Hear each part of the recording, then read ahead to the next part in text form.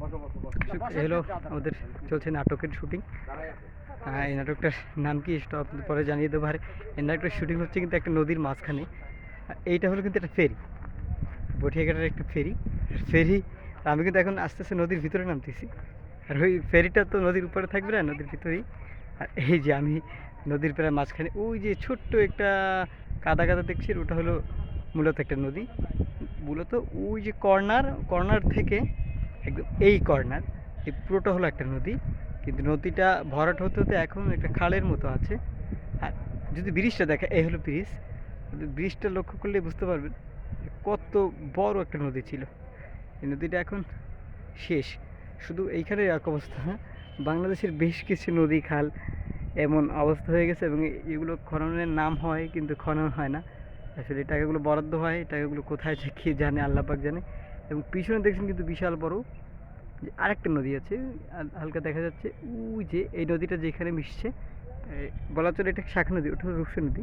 Maybe I don't know exactly, ওটার নাম মনে নেই বা জানা নেই, সম্ভবত ওটা রূপসা নদী হবে। আর এই পাশটায়, ব্রিজটার ওই পাশটায় একটা বাজার আছে, ওখানে আমরা ট্যুরে আসছিলাম আমাদের পলিটেকনিকের স্যারদের সাথে। হ্যাঁ, সেখানে খাওয়া দাওয়া করছি। ওখানে গোশ, অর্থাৎ যে খাসির গোশটা খেয়েছিলাম, সেটা ছিল দারুণ। আর মানে কাদার কারণে আমি নিচে নামতে পারছি না, না হলে আপনাকে দেখাতাম যে খালটা যতটুকু রয়েছে সেই খালে কিন্তু আপনি পায়ে হেঁটে যেতে পারবেন ওপারে।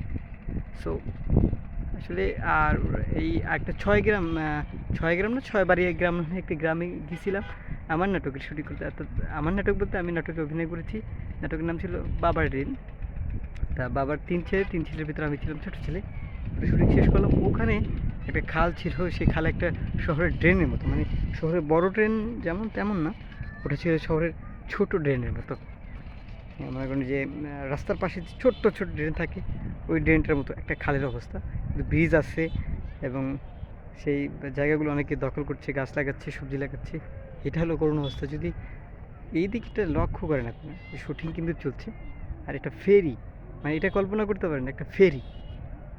দেশের কী অবস্থা, আমাদের কী অবস্থা, এদিকে কারো লক্ষ্য নাই যে এত বড় একটা নদী, এটার সাথে কত মানুষের জীবিকা ছিল জড়িত।